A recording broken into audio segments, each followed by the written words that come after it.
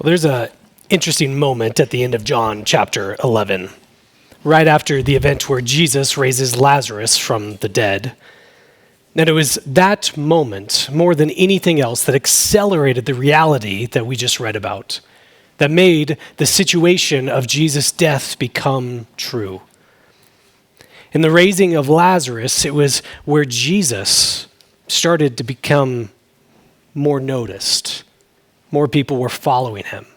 It was this miracle in particular that made people notice him. I mean, sure, Jesus had skirmishes with the Jewish religious leaders before that, but in their mind, he was just this preacher, miracle worker, but from some out of the way, not from Jerusalem, some small part of Israel. He's got some sort of a following around him, but not enough to actually reckon with him.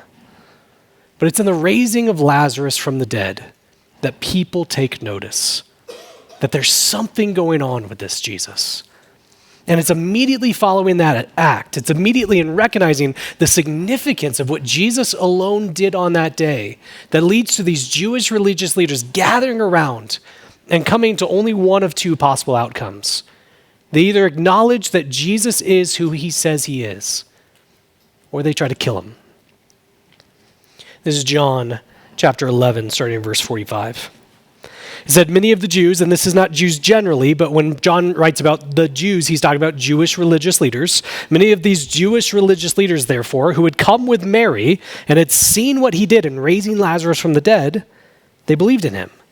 But some of them went to the Pharisees and told them what Jesus had done.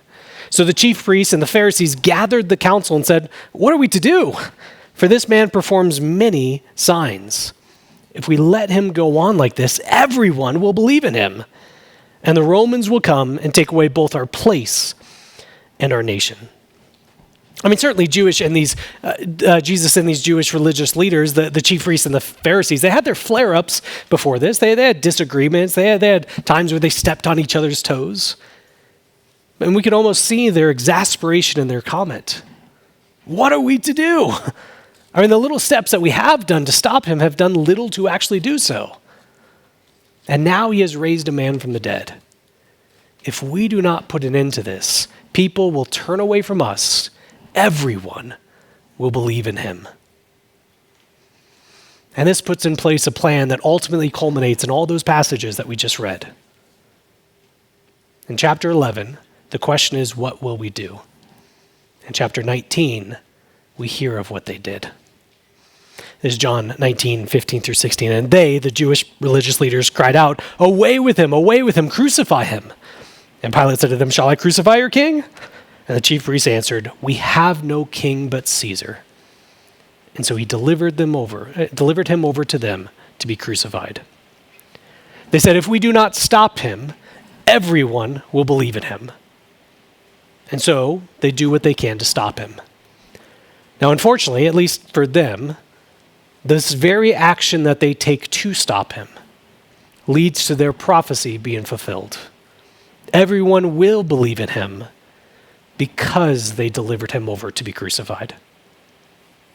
Now, we've brought this idea up over and over throughout the Gospel of John, that belief is such a key idea to the gospel.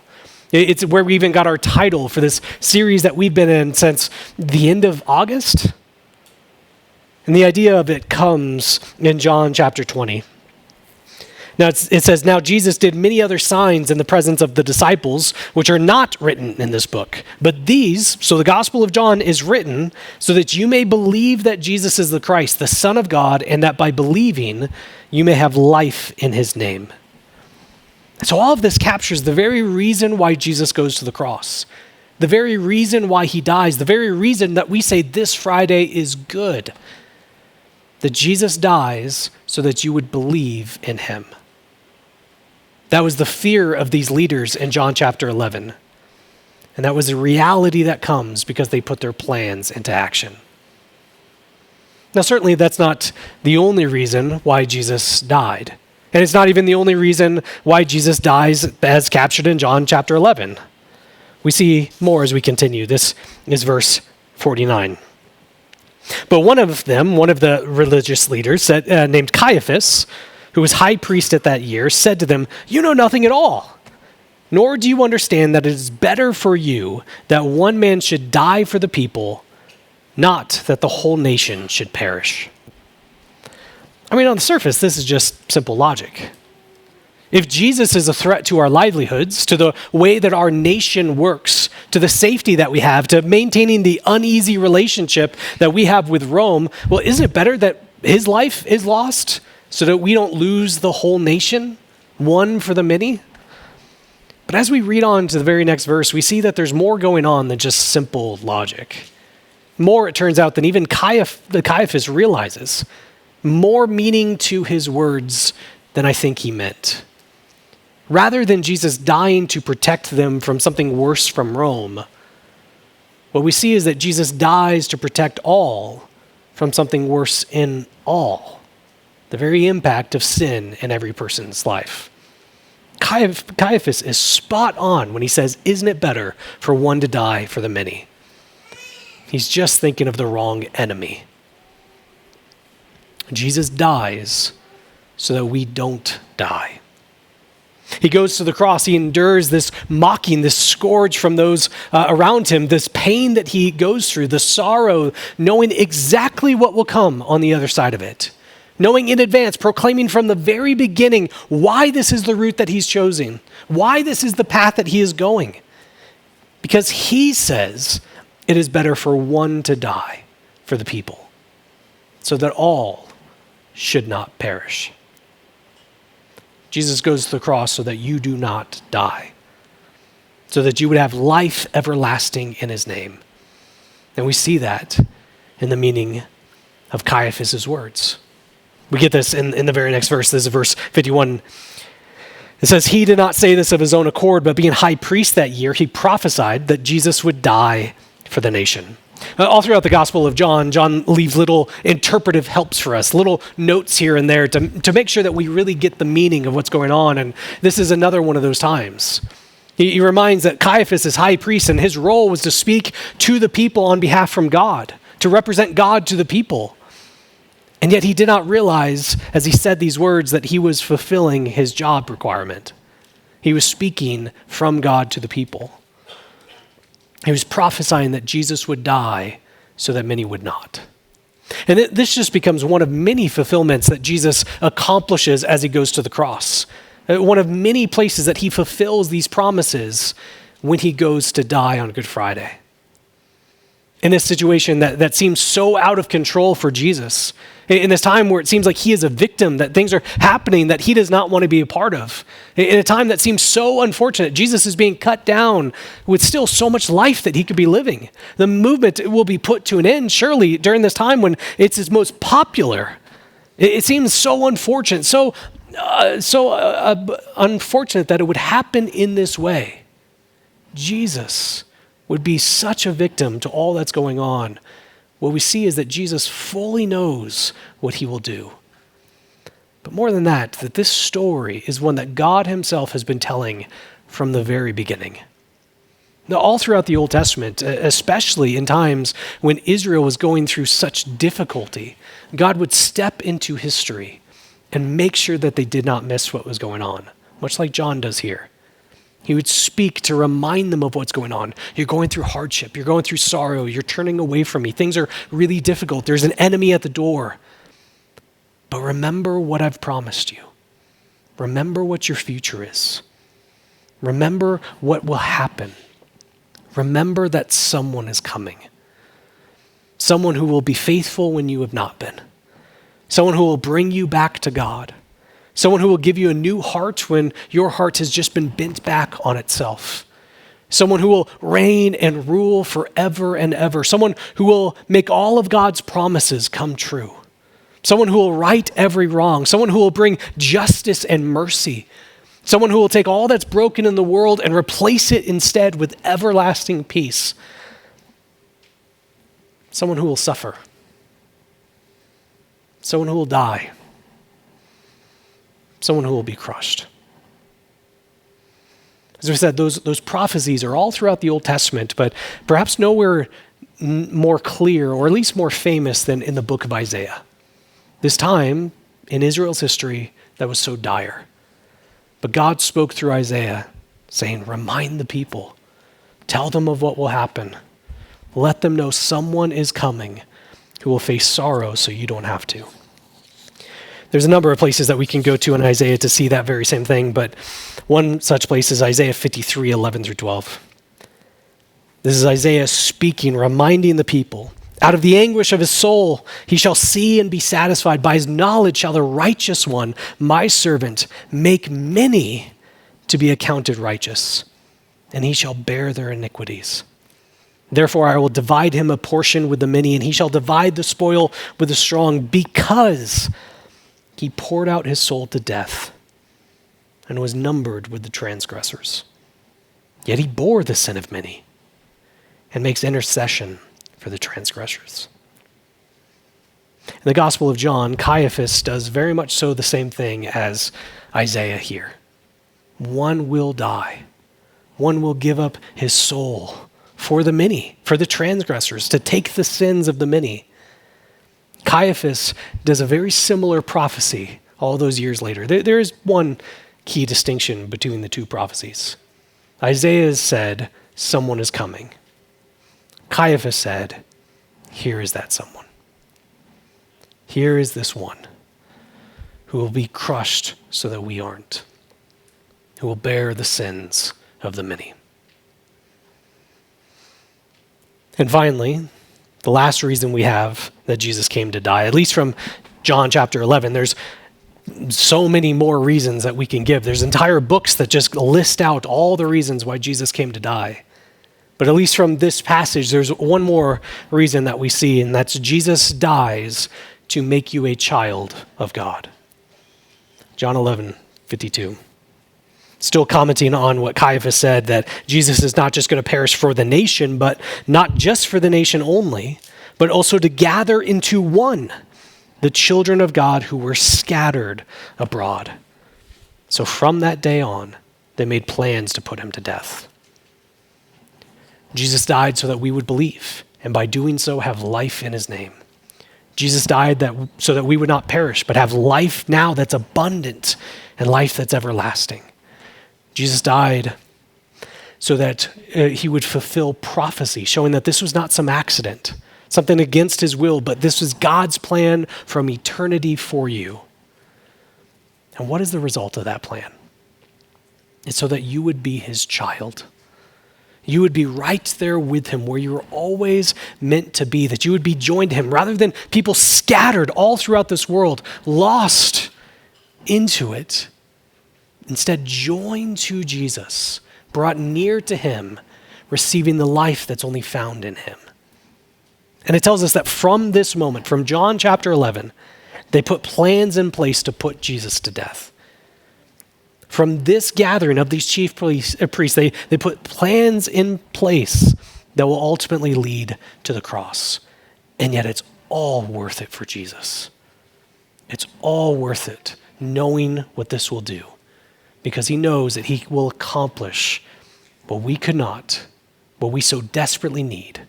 He does this for us. And it's good and right to think about the reasons why Jesus died. It's good and right to think of what he accomplishes on our behalf. I mean, if we're just to list out what is it that Jesus does on the cross, why is it that Jesus goes to this death? If we were to list all the reasons, I'm sure many of them would be times that we're looking inward on ourselves.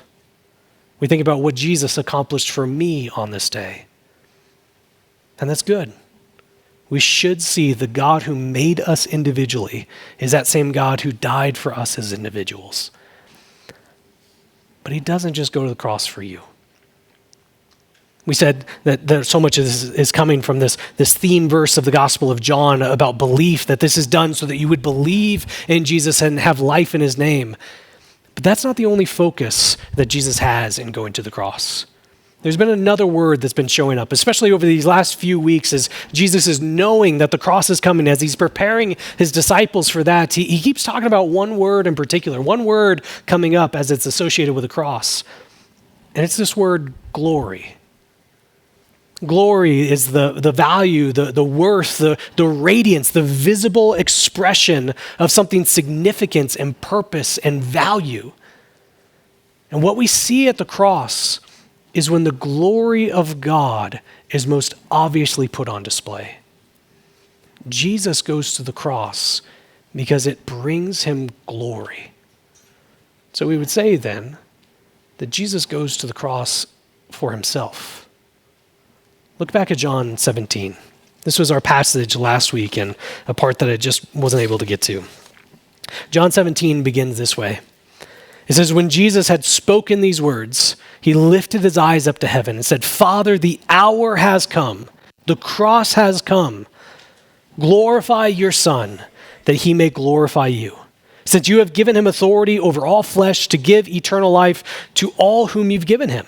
And this is eternal life, that they know you, the only true God, and Jesus Christ whom you've sent. I glorified you on earth, having accomplished the work that you gave me to do. And now, Father, glorify me in your own presence with the glory that I had with you before the world existed. Jesus goes to the cross for you. Don't lose that. We talked about this last week in John 17. It's a place where you are most clearly mentioned. Jesus prays for you in this chapter. He has you in mind as he's going to the cross. But Jesus goes to the cross because it's in this moment that he is seen as most glorious. The glory of himself is on his mind as he goes to the cross, that there's something that happens there where he is most demonstrated to be the worthy one. This worth that he's had from eternity before, from even before creation, is most visible on the cross. See, we call this Friday good, and it's easy to think about the good that was won for us this day. And that's right to do. But don't miss the ultimate picture of the good that was done on this day. Today is good because it marks the day when people were finally able to see who God truly is. Today is good because it marks the day when the world was able to see the radiance, the worth of Jesus put on display. Today is good because 2,000 years ago, Jesus was fully seen as God. The author of Hebrews says something very similar. This is Hebrews 2:9. It says, but we see him for a little while was made lower than the angels, namely Jesus. So it's talking about Jesus, crowned with glory and honor. Why? Why does he have this glory? Because of the suffering of death. So that by the grace of God, he might taste death for everyone. See, I would take this as a great loss if our takeaway was Good Friday was good because of what I got. Now, I'm not diminishing that. These ideas that I'm bringing up are not mutually exclusive. And instead, Good Friday is the day when Jesus was enthroned. Good Friday is the day where the radiance, the perfection, the whole plan of God was put forth. Good Friday was the day that we could look at Jesus and say, you truly are worthy. Yes, Jesus dies so that we would believe in him, but he does so to demonstrate that he is the one worthy of belief. Yes, Jesus dies so that we do not perish but have life everlasting in his name, but he does so to demonstrate that he is the one who controls all of life and death.